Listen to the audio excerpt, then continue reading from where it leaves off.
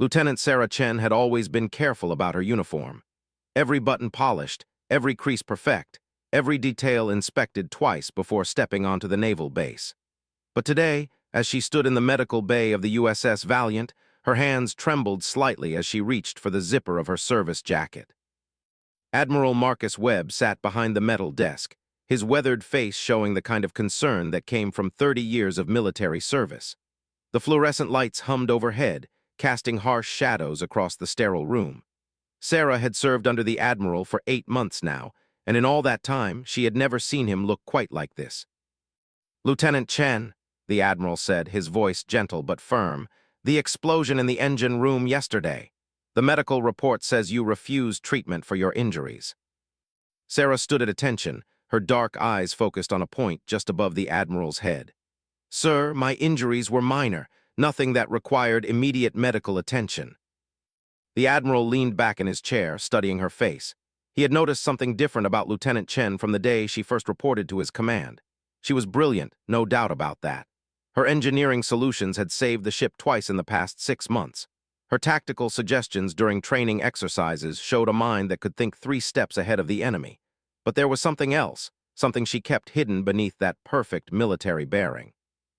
"Lieutenant," he said slowly, "when that steam pipe burst, Seaman Rodriguez saw you take a direct hit to your back. The force threw you against the bulkhead. Yet when the medical team arrived, you were already back on your feet, directing the repair efforts." Sarah's jaw tightened almost imperceptibly. "Sir, the engine needed immediate attention. The ship's safety was my priority."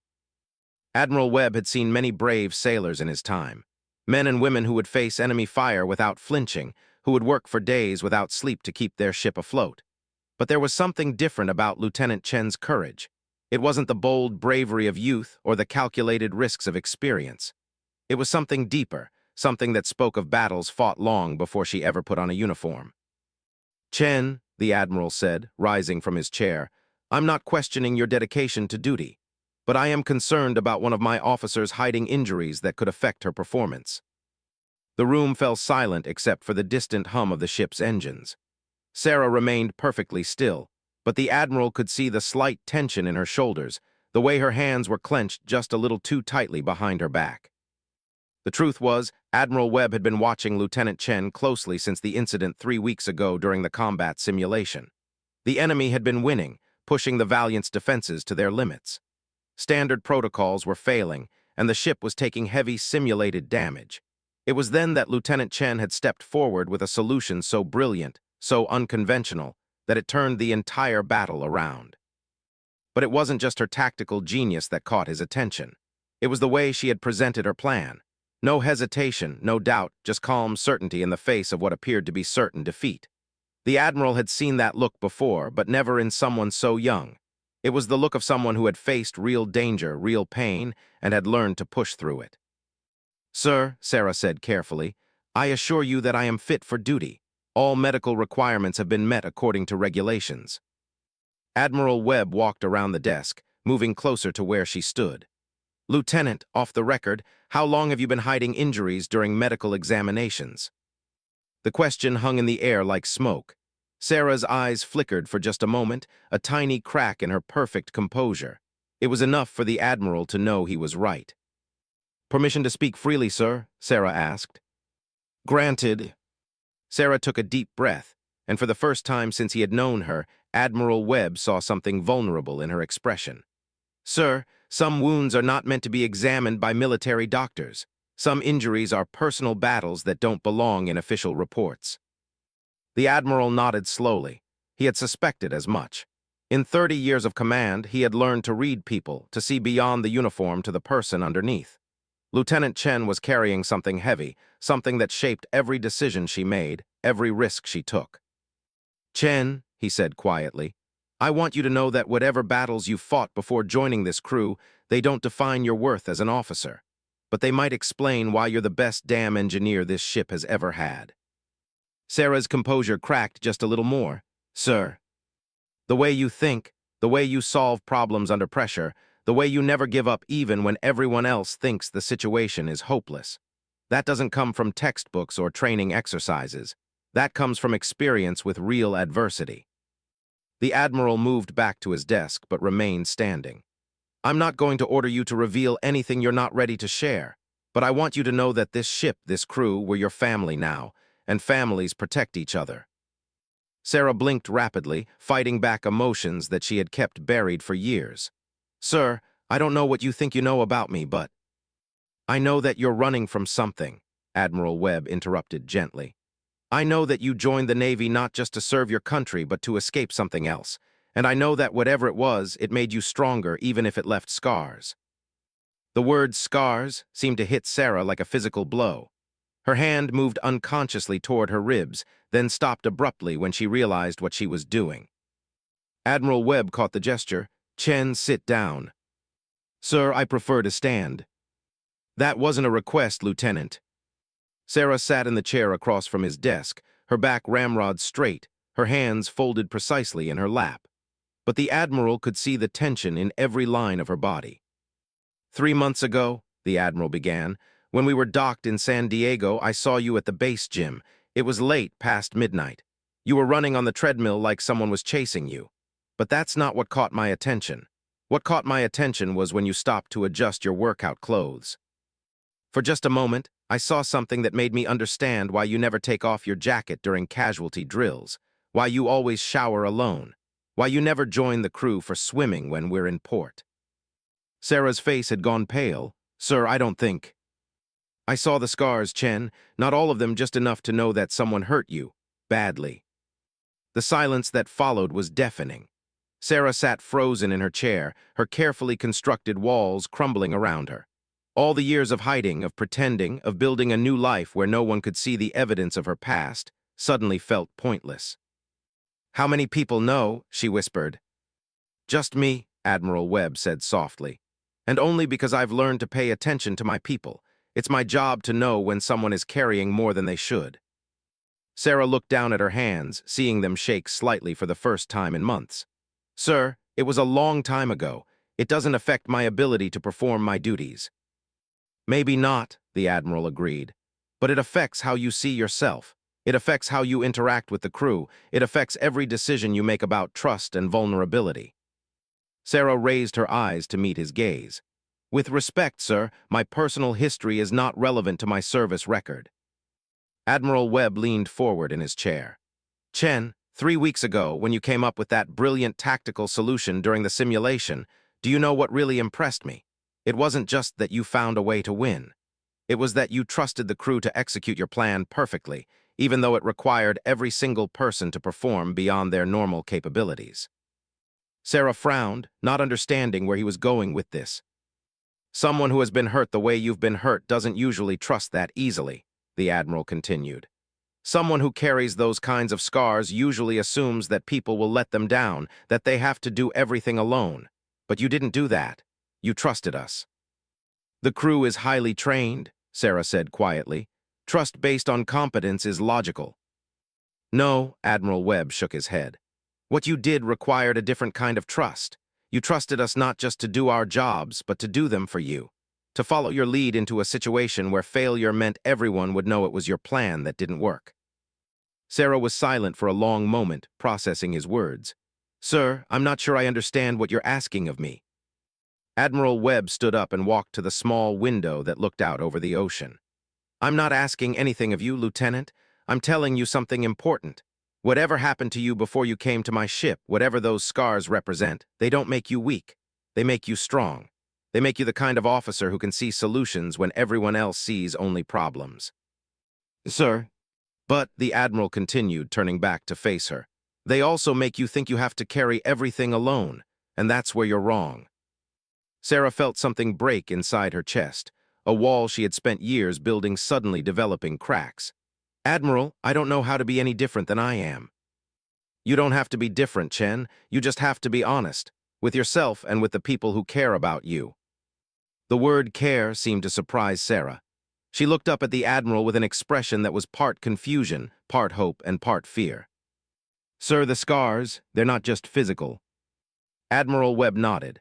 I assumed as much. The question is, are you ready to trust us with the truth? Not because you have to, but because you want to. Sarah sat in silence for several minutes. the weight of years of secrecy pressing down on her. Outside, she could hear the normal sounds of the ship, crew members calling to each other, equipment being moved, the endless hum of machinery that kept them afloat. Finally, she spoke. "If I tell you, if I show you, everything changes." "Maybe," Admiral Webb agreed, "but maybe it changes for the better." Sarah reached for the zipper of her jacket, then stopped. "Sir, some of the crew—" They look up to me. They think I'm strong, that I have it all figured out, if they knew. "Chen," the Admiral said gently, "do you know what real strength is?" She shook her head. "Real strength is letting people see your scars and trusting them to still believe in you." Sarah's hand moved to her jacket zipper again. This time she didn't stop. As she slowly pulled the zipper down, Admiral Webb prepared himself for whatever he was about to see. He had suspected the truth for months, had pieced together clues from her behavior, her reactions, her careful way of moving through the world. But nothing could have prepared him for the moment when Lieutenant Sarah Chen finally trusted him enough to show him the evidence of what she had survived. The jacket fell away, revealing the crisp white t-shirt underneath. And there, visible through the thin fabric, were the unmistakable lines of old injuries. Scars that told a story of pain, survival, and a strength that went far deeper than anything the military had taught her. Admiral Webb looked at the woman sitting across from him and realized that he had been wrong about one thing. He hadn't been watching one of his officers struggle with her past. He had been watching one of the strongest people he had ever met finally decide that she was ready to stop fighting alone. The white t-shirt couldn't hide what Admiral Webb was seeing. The scars were systematic, deliberate, and far more extensive than anything that could be explained by accidents or even combat.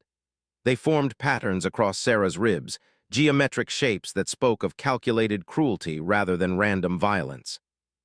Admiral Webb had seen combat wounds. He had seen sailors injured in explosions, in fights, in the 1,000 different ways that military life could hurt someone. But this was different. This was personal. This was someone taking their time to cause maximum pain while ensuring the victim survived. "Jesus Christ, Chen," he whispered, the professional composure finally breaking. Sarah immediately began to pull her jacket back up, her face flushing with shame. "Sir, I shouldn't have." "No," Admiral Webb said firmly, moving around the desk toward her. "Don't you dare cover those up. Not now, not after trusting me enough to show me." Sarah froze with the jacket halfway up her arms, caught between her instinct to hide and her decision to trust. "Sir, they're not. They're not pretty to look at." Admiral Webb knelt beside her chair, bringing himself to her eye level. "Chen, those scars are not ugly. They're proof. Proof that someone tried to break you and failed. Proof that you survived something that would have destroyed most people." Sarah's hands shook as she held the jacket. "You don't understand, sir. You don't know what I had to do to get them. You don't know what kind of person I was before." "Tell me," Admiral Webb said simply. Sarah closed her eyes, and when she opened them again, they were filled with tears she had been holding back for years. "I was 17 when it started. My father. He wasn't a good man, but my mother's brother, my Uncle David, he was worse." The Admiral remained silent, letting her find her own pace. "After my father left, my mother had to work 2 jobs just to keep food on the table. David would come by to help out, but really he was just waiting for chances when she wasn't around." Sarah's voice was steady, but her hands were trembling. "At first, it was just threats. He said I was getting too smart for my own good, that I needed to learn my place." Sarah lowered the jacket slowly, revealing more of the scarred pattern across her ribs. "He had this theory that physical pain could teach lessons that words couldn't. He called it practical education." Admiral Webb felt his jaw clench, but he forced himself to remain calm. "How long did this go on?" 3 years, Sarah said quietly. "From when I was 17 until I turned 20. He was careful, always making sure the marks were in places that wouldn't show, always having explanations ready in case anyone asked questions." She traced one of the scars with her finger, a thin line that curved around her left rib. "This one was from a heated coat hanger. He said I was getting too confident in school, that my teachers were filling my head with ideas above my station." Admiral Webb had to take a deep breath to keep his voice steady. "What about your mother? Did she know?" Sarah shook her head. "David was very good at timing. He only came when she was at work or sleeping. And when she was around, he was the perfect concerned uncle, always asking about my grades, always offering to help with homework." But the injuries, the scars. I learned to hide them, Sarah said. Long sleeves, high collars, careful positioning. I became an expert at making sure no one could see what was happening to me. Admiral Webb understood now why Sarah was so particular about her uniform, why she never changed in front of other crew members, why she showered alone. The habits formed during those 3 years had become armor. "How did you get away?" he asked. Sarah's expression hardened, and Admiral Webb saw a glimpse of the steel that had made her such an exceptional officer. "I got smarter than he was. I started documenting everything. Photos, recordings, medical records from the times I had to go to the emergency room." "You went to the hospital?" "Several times. David was usually careful, but sometimes his temper got the better of him. I learned to tell convincing stories about accidents, falls, sports injuries. The doctors never suspected." Sarah pulled off her jacket completely now, revealing the full extent of the scarring. Admiral Webb could see at least a dozen distinct marks, each one representing a separate incident, a separate lesson that someone had tried to carve into her body. "I spent a year collecting evidence," Sarah continued, "learning about legal procedures, understanding what I would need to build a case. David thought he was teaching me to be submissive, but really he was teaching me to be strategic." "What happened when you were ready?" Sarah smiled for the first time since the conversation began, but it was a cold smile, the smile of someone who had learned to fight back. "I waited until the perfect moment. David came by one evening when my mother was working a double shift. He was drunk, angrier than usual. He started his usual routine, but this time I was ready." Admiral Webb waited, sensing that this was the crucial part of the story. "I had been studying self-defense in secret, learning anatomy, understanding exactly where and how to hurt someone efficiently. When David grabbed me, I didn't fight back the way I used to. I fought back the way I had learned." "You fought back?" "I broke his wrist, dislocated his shoulder, and gave him a concussion," Sarah said matter-of-factly. "Then I called the police, presented my evidence, and had him arrested." Admiral Webb stared at her, seeing Sarah Chen in an entirely new light. "Jesus, Chen, you were 20 years old and you planned and executed your own rescue operation." Sarah nodded. "The case went to trial 6 months later. David was sentenced to 8 years in prison. He served 5 before being released on parole." "Is he still?" "He died 2 years ago," Sarah said. "Heart attack, I found out from my mother." Admiral Webb sat back on his heels, trying to process everything he had heard. "And your mother, how did she react to all of this?" Sarah's face darkened. "That was the hardest part. She didn't believe me at first. She thought I was making it up because I didn't like David's authority. It wasn't until the trial, when all the evidence was presented, that she finally accepted the truth." "How is your relationship with her now?" "We talk occasionally," Sarah said. "But things are different. She carries a lot of guilt about not protecting me, and I carry a lot of anger about not being protected. We're working on it, but it's complicated." Admiral Webb stood up and moved back to his chair. "Chen, I need you to understand something. What you've just told me doesn't change how I see you as an officer. If anything, it explains why you're such an exceptional one." Sarah looked confused. "Sir?" "Think about it," Admiral Webb said. "You spent 3 years being systematically tortured by someone who was supposed to protect you. Instead of letting it break you, you turned it into strength. You learned to be strategic under pressure, to hide your pain when necessary, to fight back when the time was right." Sarah had never thought about her experience in those terms. "I just did what I had to do to survive." "No," Admiral Webb shook his head. "You did what you had to do to win. There's a difference." Sarah was quiet for a moment, absorbing his words. "Sir, the scars, they're not just from David. After the trial, after everything came out, I went through a period where I was angry all the time. I did things to myself, trying to maintain control over the pain." Admiral Webb nodded. "Self-harm." "Some," Sarah admitted. "Nothing as bad as what David had done, but enough to add to the collection. I was in therapy for 2 years before I was able to stop." "And that's when you decided to join the Navy?" "Not immediately," Sarah said. "First, I finished college, studied engineering, graduated with honors. But I kept feeling like I needed to prove something to myself and to the world. The Navy seemed like a place where I could use everything I had learned about fighting, about strategy, about surviving impossible situations." Admiral Webb leaned forward. "And has it been? a place where you can use those skills? Sarah considered the question carefully. Yes and no. The technical skills, the strategic thinking, the ability to stay calm under pressure, all of that has served me well. But the emotional skills, the ability to trust people, to let them help me, those have been harder to adapt. Until today. Sarah looked down at herself, still sitting there with her scars visible, still trusting Admiral Webb enough to remain exposed. Until today, she agreed. Admiral Webb was quiet for several minutes, processing everything he had learned. Finally, he spoke. Chen, I want to ask you something, and I want you to think carefully before you answer. Sarah straightened, returning to her military bearing even while sitting there with her scars exposed. Do you think, Admiral Webb asked slowly, that your experience with trauma has made you a better officer, or do you think it's something you've succeeded in spite of? Sarah frowned, clearly not expecting that question. I'm not sure I understand the difference, sir. The difference is this, Admiral Webb explained. If you think you've succeeded in spite of your trauma, then you see your scars as something to overcome, something to hide, something that makes you weaker. But if you think your trauma has made you a better officer, then you see your scars as part of your strength, part of what makes you uniquely capable. Sarah was quiet for a long time, thinking, I've never thought about it that way before. Take your time. After several minutes, Sarah spoke slowly. I think maybe both things are true. The trauma taught me things that have made me a better officer. It taught me to think strategically, to stay calm under pressure, to find solutions when other people see only problems. But it also taught me to hide, to not trust people, to carry everything alone. Admiral Webb nodded.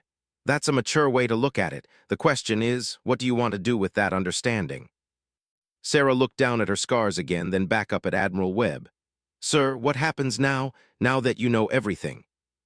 Now, Admiral Webb said, we figure out how to help you be the best officer you can be, not in spite of your history, but because of it.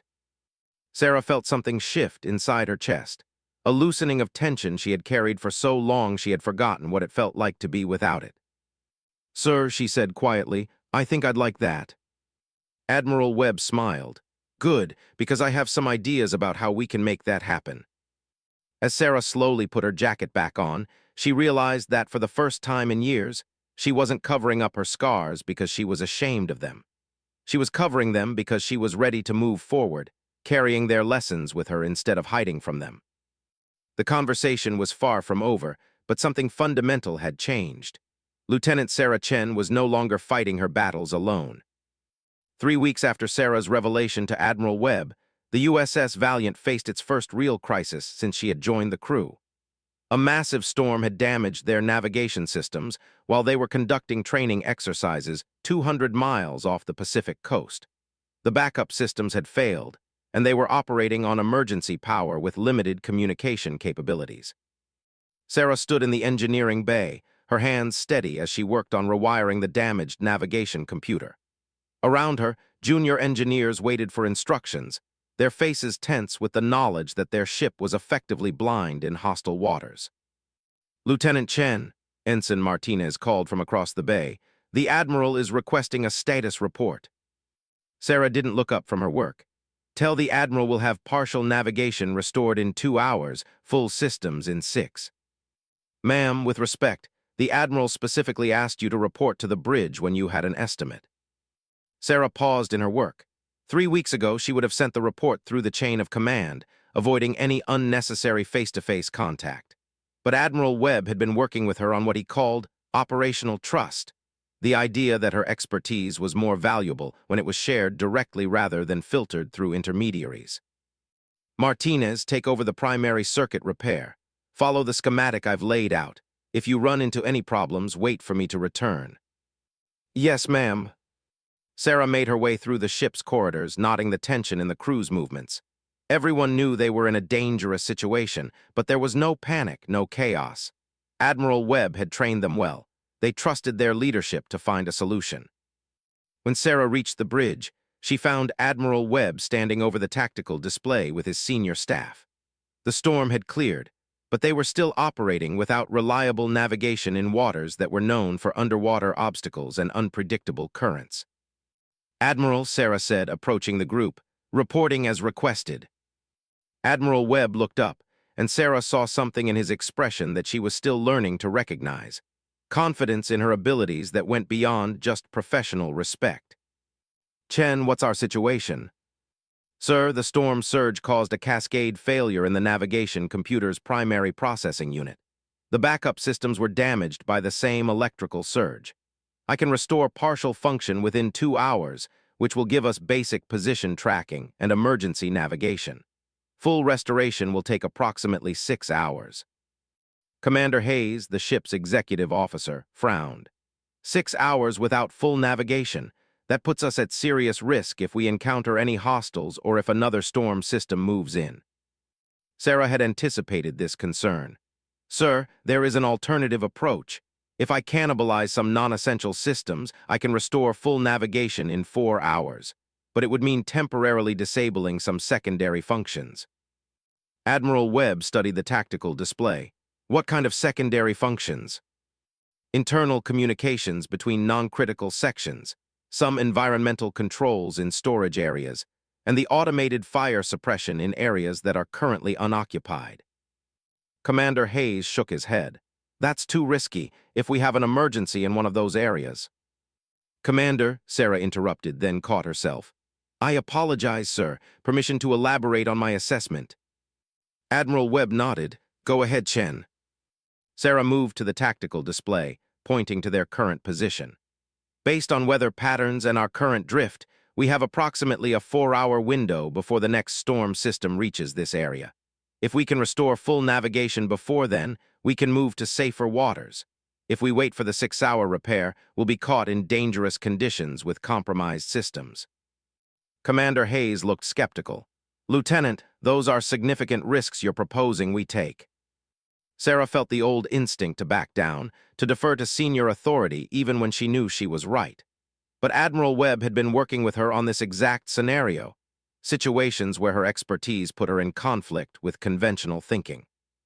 "Sir," she said, looking directly at Commander Hayes, "with respect, the risk of disabling secondary systems for 4 hours is minimal compared to the risk of being caught in a storm with no navigation at all." Admiral Webb watched the exchange with interest. He could see Sarah struggling with her natural tendency to avoid conflict, but also pushing through it because the situation demanded her best thinking. "Chen," the Admiral said, "in your professional opinion, what's the probability of successfully restoring navigation in 4 hours using your proposed method?" Sarah met his gaze. 95%, sir. The components I need to cannibalize are standard interfaces. I've performed similar repairs before." "And the 5% chance of failure?"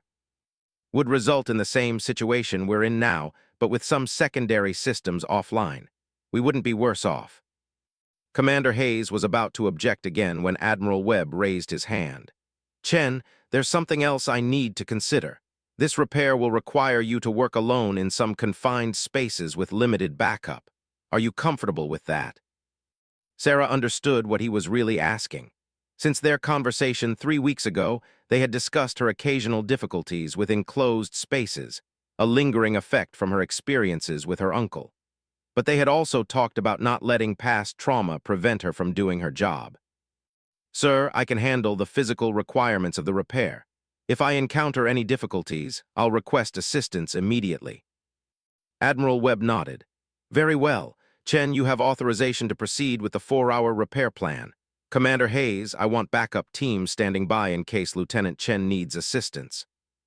"Aye, sir," Commander Hayes replied, though his expression showed he wasn't entirely convinced. As the senior staff dispersed to handle other storm-related issues, Admiral Webb motioned for Sarah to stay behind. "Chen, walk with me for a moment." They moved to a quiet corner of the bridge, where their conversation wouldn't be overheard. "Sir," Sarah asked, "that exchange with Commander Hayes, how did it feel?" Sarah considered the question. "Uncomfortable, sir, but necessary. I knew my assessment was correct, and the situation was too important for me to back down just to avoid conflict." Admiral Webb smiled. "That's growth, Chen. 3 weeks ago, you would have deferred to Hayes and then spent the next 6 hours knowing you had a better solution." "Yes, sir, though I have to admit, part of me wanted to do exactly that." "But you didn't, why?" Sarah thought about it. Because you've been teaching me that my expertise has value beyond just technical knowledge. My ability to see solutions comes from my experience with difficult situations, and hiding that experience doesn't serve anyone. Admiral Webb nodded approvingly. Exactly. Now about this repair work in confined spaces. Are you sure you're ready for that? Sarah appreciated that he asked directly rather than making assumptions about her limitations. Sir, I've been practicing the breathing exercises that Dr. Rodriguez taught me, and I know that if I start to feel overwhelmed, I can call for backup without it being seen as a failure. Dr. Rodriguez was the ship's counselor, someone Admiral Webb had suggested Sarah meet with to help process some of the emotional aspects of her recovery. It had been another difficult step for Sarah, but one that was proving valuable. Good, Admiral Webb said. And Chen, if you do need to call for backup, it won't reflect poorly on your performance evaluation. Sarah felt a wave of gratitude. Thank you, sir. That means more than you know. I'm learning that trust goes both ways, Admiral Webb replied. You're learning to trust the crew to support you. I'm learning to trust that you'll ask for help when you need it. Sarah returned to the engineering bay with a sense of purpose that felt different from her usual determination. She wasn't just trying to prove herself or hide her vulnerabilities. She was using all of her skills, technical, strategic, and personal, to solve a problem that mattered to everyone on the ship. Martinez, she called as she entered the bay, I need you to gather a repair team. We're going to implement the accelerated restoration plan. Yes, ma'am. How many people do you need? 4 engineers for component removal and testing. I'll handle the primary integration work myself. Ensign Martinez hesitated. Ma'am, Lieutenant Rodriguez mentioned that some of the work will be in tight spaces. Are you sure you don't want backup for that part? Sarah looked at the young ensign, seeing genuine concern rather than doubt about her abilities. It was another moment where she could choose to hide her limitations or acknowledge them as part of her operational planning. Good thinking, Martinez. Have Petty Officer Kim stand by with communication equipment. If I need assistance in the confined spaces, I'll signal immediately. Aye, ma'am. As Sarah began organizing the repair effort, she realized that Admiral Webb's approach was working. By acknowledging her strengths and limitations openly, by treating her trauma as relevant operational information rather than shameful secrets, he was helping her become more effective, not less. 2 hours into the repair, Sarah found herself lying on her back in a narrow maintenance shaft, working to splice navigation circuits in a space barely wide enough for her shoulders. The metal walls pressed close around her, and she could feel the familiar tightness in her chest that had once paralyzed her with panic. But this time was different. This time, she had tools to manage the reaction. She slowed her breathing, focused on the specific technical task in front of her, and reminded herself that she was here by choice, working toward a solution that would keep her shipmates safe. Chen to Kim, she said into her communication device. Kim here, ma'am. I'm proceeding with the final circuit integration. ETA 15 minutes. Copy that, ma'am. How are you doing in there? Sarah appreciated that Kim asked directly. Managing well, the space is tight, but the work is straightforward. Roger, ma'am, standing by. As Sarah completed the final connections, she realized that something fundamental had changed in how she approached challenges. Instead of seeing her trauma as a weakness to overcome, she was learning to see it as information to incorporate into her decision-making process. She knew that tight spaces were difficult for her, so she planned accordingly. She knew that conflict was uncomfortable, so she practiced expressing her expertise clearly and respectfully. She knew that trust was hard for her, so she took deliberate steps to build relationships with her crewmates. Engineering to bridge, Sarah called over the comm system. Navigation systems are fully restored. All functions are online and operating within normal parameters. Admiral Webb's voice came back over the speaker. Outstanding work, Chen. Report to the bridge for debriefing. As Sarah emerged from the maintenance shaft, she saw the repair team looking at her with expressions of respect and admiration. But more importantly, she saw acceptance. They knew she had overcome something difficult to complete the mission, and that knowledge made her part of the team rather than separate from it. Ma'am, Martinez said as she gathered her tools, that was incredible work. I've never seen anyone integrate systems that quickly under pressure. Sarah smiled, feeling comfortable with the praise for the first time in years. It's all about understanding how different parts work together, Martinez. Sometimes the best solutions come from connecting things that weren't designed to be connected. As she headed back to the bridge, Sarah realized that her comment about connecting disparate parts applied to more than just engineering. Admiral Webb was helping her connect the different parts of herself: the trauma survivor, the brilliant engineer, the strategic thinker, and the team member, into a more complete and effective officer. The storm clouds were clearing both outside and inside, and for the first time since joining the Navy, Sarah felt like she truly belonged somewhere. 6 months after Sarah's conversation with Admiral Webb, the USS Valiant received orders that would test everything she had learned about trust, leadership, and using her past experiences as strengths rather than weaknesses. They were being deployed to assist in a humanitarian crisis off the coast of Southeast Asia, where a massive earthquake had triggered tsunamis that devastated coastal communities. Sarah stood in the briefing room with the senior staff, studying satellite images of the disaster area. The destruction was overwhelming. Entire villages swept away, infrastructure destroyed, thousands of people stranded on isolated islands with no means of communication or evacuation. "The situation is this," Admiral Webb said, pointing to the tactical display. "We have approximately 72 hours to evacuate civilians from 15 different islands before another storm system arrives. The local government has lost most of their naval assets, and rescue coordination is minimal." Commander Hayes frowned at the display. "Sir, that's an enormous area to cover with limited resources.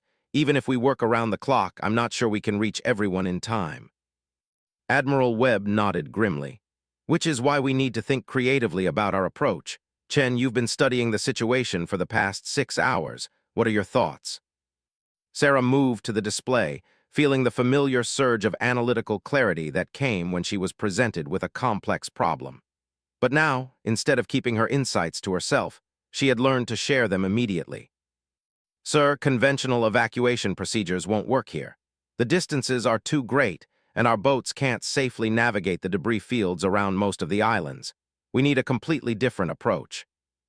"Go on." Sarah manipulated the display, highlighting different areas in sequence. "Instead of trying to evacuate everyone to the Valiant, we should establish 3 temporary refugee staging areas on the largest stable islands. Then we can use our smaller craft to transport people from the isolated islands to these staging areas, where they can wait for larger evacuation ships." Commander Hayes looked skeptical. "That would require us to split our resources and establish temporary bases in potentially unstable areas. The risk assessment would be extremely high." Sarah had expected this objection. Over the past 6 months, she had learned that Commander Hayes was naturally conservative, preferring proven methods over innovative solutions. But she had also learned how to present her ideas in ways that addressed his concerns directly. "Sir, you're right that the risk is high, but the alternative is accepting that we can't reach everyone in time. The staging area approach actually reduces risk by creating shorter transport routes and redundant evacuation options." Admiral Webb studied the display. "Chen, explain the logistics. How would we establish and maintain these staging areas?" Sarah moved to a detailed map of the largest islands. "We would need to deploy advance teams to each staging area to establish basic infrastructure, communication equipment, medical facilities, and supply distribution. Each staging area would be staffed by a senior officer with engineering and medical support." "Who would lead these teams?" Admiral Webb asked. Sarah hesitated for just a moment, then pushed forward with her recommendation. "Sir, I would like to volunteer to lead one of the teams." The briefing room fell silent.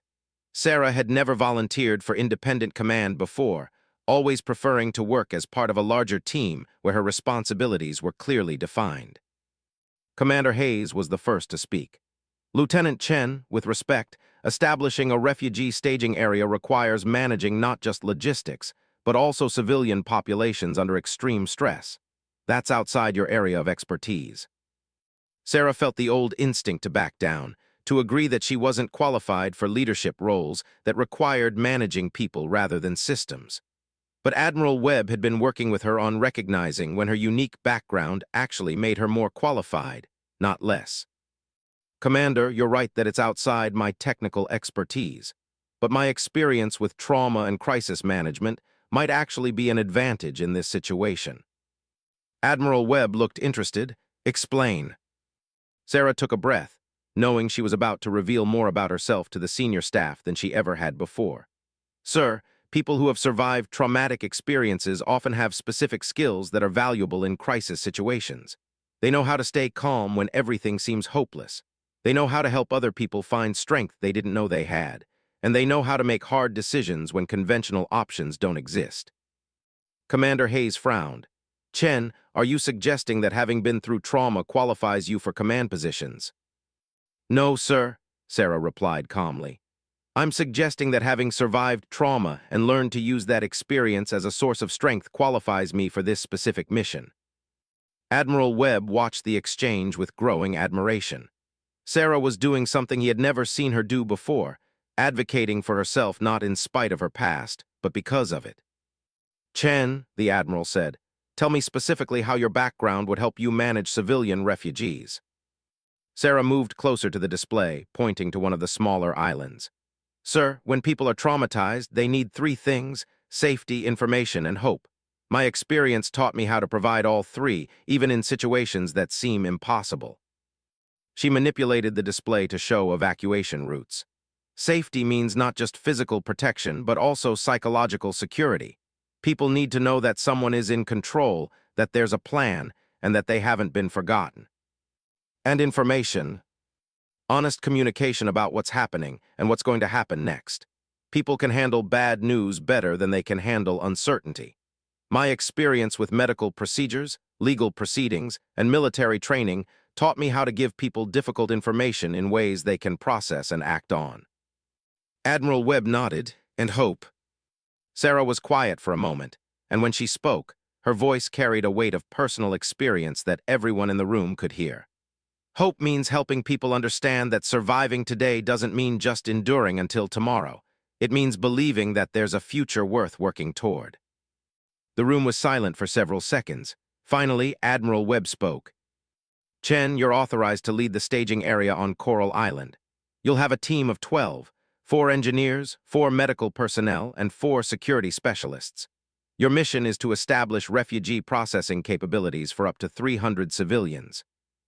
Thank you, sir. Commander Hayes still looked concerned. Admiral, with respect, Lieutenant Chen has never commanded a team of this size in a field situation. Perhaps she should have an experienced senior NCO as second in command. Sarah appreciated that Commander Hayes was looking out for her, but she also recognized that his suggestion came from doubt about her capabilities rather than genuine concern for mission success. Sir, she said, I would welcome having Senior Chief Morrison as my second in command. His experience with humanitarian operations would complement my technical and strategic skills. Admiral Webb smiled slightly. Sarah was learning to accept help without seeing it as a reflection of her inadequacy. Agreed, Morrison will be your second in command. Chen, you have 4 hours to prepare your team and equipment. Deployment begins at 600. As the briefing dispersed, Admiral Webb motioned for Sarah to stay behind. Chen, are you sure you're ready for this? Independent command is a big step. Sarah considered the question carefully. Sir, I'm nervous about the responsibility, but I'm not afraid of the challenges. If anything, I feel like this is what all of my experiences have been preparing me for. Even the bad experiences. Sarah nodded. Especially the bad experiences. For the first time in my life, I can see how everything I've survived might actually help other people survive something difficult. Admiral Webb studied her face, seeing a confidence that was different from the defensive armor she used to wear. Chen, I want you to know that I have complete faith in your ability to handle this mission, but I also want you to promise me something. Sir, promise me that if you get in over your head, you'll ask for help immediately. Independent command doesn't mean doing everything alone. Sarah smiled, understanding the deeper meaning of his words. I promise, sir. I've learned that asking for help is just another kind of strategic thinking. 4 hours later, Sarah stood on the deck of the Valiant as her team loaded supplies into the transport boats that would take them to Coral Island. Senior Chief Morrison approached, carrying a detailed equipment manifest. Lieutenant, we're ready to deploy. All personnel accounted for, all equipment secured. Sarah looked at the faces of her team, engineers, medics, and security specialists who were now under her command. 6 months ago, the thought of being responsible for their safety and success would have paralyzed her with anxiety. Now, she felt a calm determination that she recognized as the same strength she had drawn on to survive her uncle's abuse and build a case against him. "Chief Morrison," she said, "once we're on the island, I want you to handle tactical security and resource allocation. I'll focus on civilian management and coordination with the Valiant." "Aye, ma'am. If you don't mind me asking, have you had experience with refugee operations before?" Sarah considered how to answer. Morrison was asking a practical question that deserved an honest response. "Not directly, Chief, but I have experience with helping people who have been through traumatic situations. And I've learned that sometimes the most important thing you can do is just show people that someone cares enough to stay with them through the difficult parts." Morrison nodded approvingly. "That's good leadership thinking, ma'am. Sometimes the best thing an officer can do is just be present and reliable." As their boat approached Coral Island, Sarah could see refugees already gathering on the beach. Families with children, elderly people, individuals who had lost everything and were depending on her team to help them find safety. For a moment, Sarah felt the familiar tightness in her chest that always came with overwhelming responsibility. But this time, instead of trying to push the feeling away, she acknowledged it as information about how much this mission mattered. "All right, people," she called to her team, "remember that everyone we're about to meet has been through something traumatic in the past 48 hours.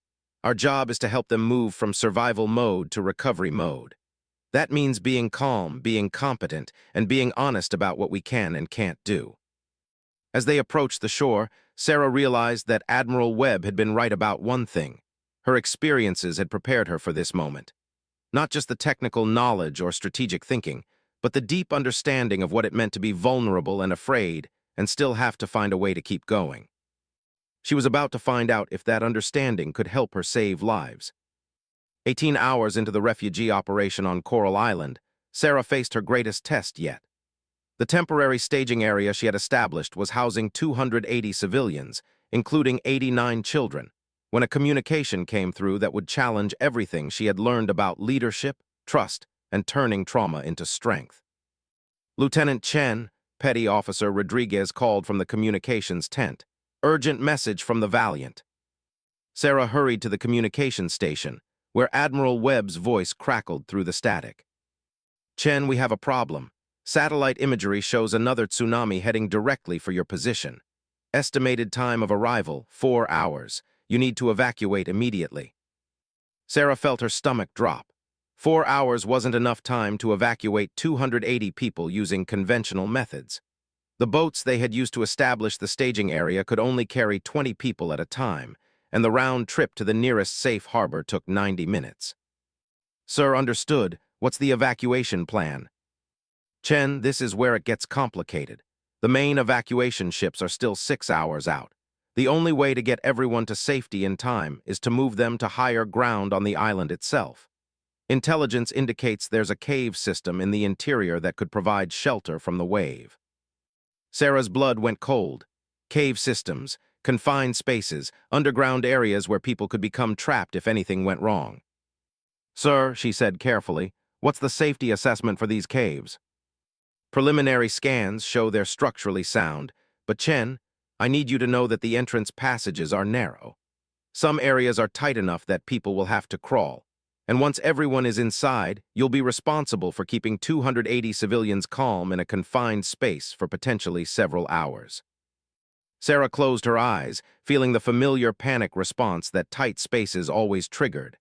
But this time, the panic was mixed with something else. The absolute certainty that these people's lives depended on her ability to function despite her fears. "Lieutenant," Admiral Webb's voice came through the comm. "Yes, sir, I'm here. Chen, I want you to know that I wouldn't ask this of you if I thought you couldn't handle it. But I also want you to know that if you need to transfer command to Chief Morrison, there's no shame in that decision." Sarah looked around the staging area at the families huddled together, at the children playing with makeshift toys, at the elderly refugees sitting quietly with the patience of people who had survived many difficult things. These people had trusted her to keep them safe. The question was whether she trusted herself to do it. "Sir, I'll need about 30 minutes to assess the cave system and develop an evacuation plan. Can you have the Valiant standing by with emergency support if we need it?" "Absolutely. Chen, whatever you decide, make sure you have a backup plan." After the communication ended, Sarah stood in the tent for a moment, processing what she was being asked to do. Lead 280 traumatized refugees into underground caves, manage them in confined spaces while they waited for rescue, and do it all while fighting her own panic responses to enclosed areas. Senior Chief Morrison appeared at the tent entrance. "Ma'am, I heard the transmission. What are your orders?" Sarah looked at Morrison, seeing genuine confidence in her leadership despite the impossible situation they were facing. "Chief, I need you to gather the team leaders. We're going to conduct a reconnaissance of the cave system, then develop evacuation procedures for the entire civilian population." "Aye, ma'am, and Lieutenant, if you don't mind me saying, we all know this isn't going to be easy for any of us. But the civilians trust you and the team trusts you. Whatever you decide, we'll make it work." Sarah felt a wave of gratitude for Morrison's straightforward support. "Thank you, Chief. Let's go save some lives." The cave entrance was exactly as difficult as Sarah had feared. The opening was narrow, requiring people to duck to enter, and the initial passage was barely wide enough for one person at a time. But as they moved deeper into the system, the caves opened into larger chambers that could accommodate groups of people. "Lieutenant," Corpsman Williams called from one of the inner chambers, "this area could hold about 50 people comfortably. The air circulation is good, and there are several exits if we need them." Sarah forced herself to examine each chamber carefully, fighting down the claustrophobic panic that threatened to overwhelm her rational assessment. The caves were actually well suited for their purpose, dry, stable, with multiple escape routes. But they were still underground, still enclosed, still everything that triggered her worst fears. "Chief Morrison," she called, "I need you to oversee the physical logistics of moving people through the entrance passage. I'll handle civilian management once everyone is inside." Morrison nodded, then paused. "Ma'am, are you sure you want to be the one managing people in the confined spaces? I could handle that part if you'd prefer to coordinate from outside." Sarah appreciated the offer, but she realized that this was exactly the kind of moment Admiral Webb had been preparing her for. Her trauma wasn't something to avoid or work around. It was information that could make her more effective, not less.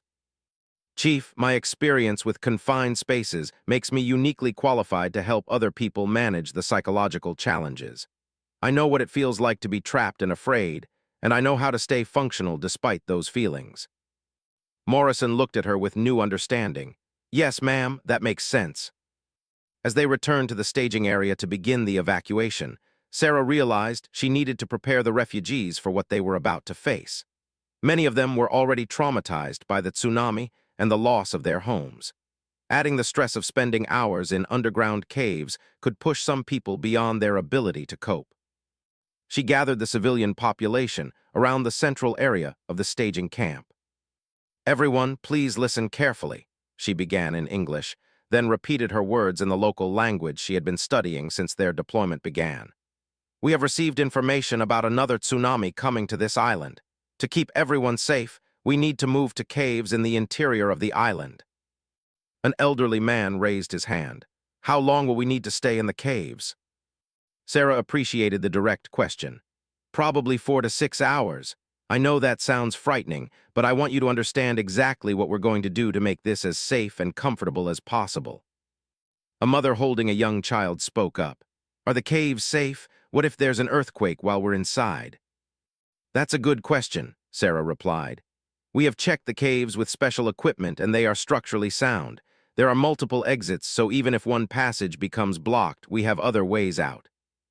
A teenager who had been helping translate for some of the older refugees asked, "What if people panic? What if someone can't handle being underground?" Sarah looked at the young man, seeing genuine concern in his eyes. "That's actually why I wanted to talk to all of you before we move. Some people are going to find the caves difficult. Some people might feel scared or trapped. That's normal and it's okay."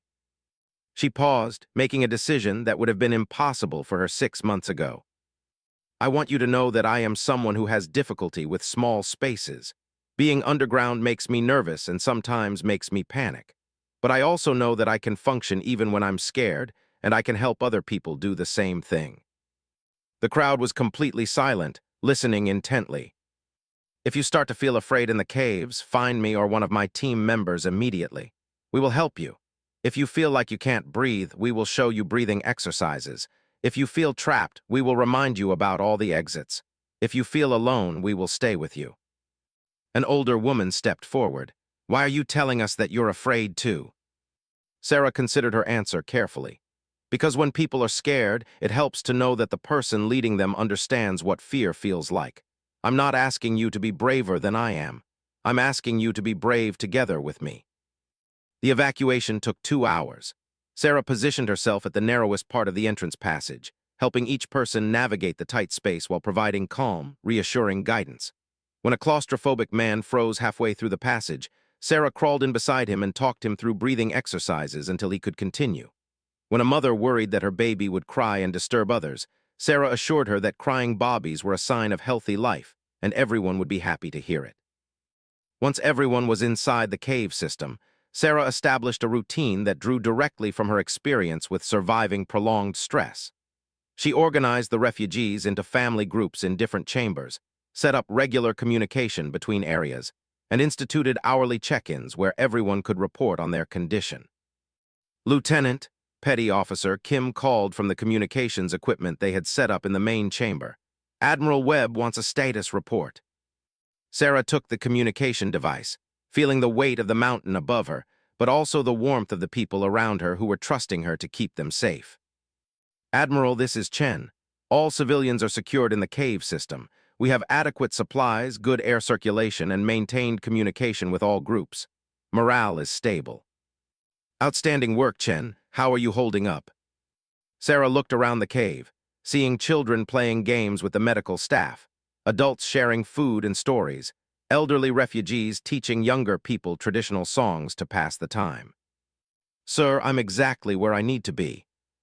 4 hours later, when the all-clear signal came and they began moving people back to the surface, Sarah realized that something profound had changed in how she understood her own story.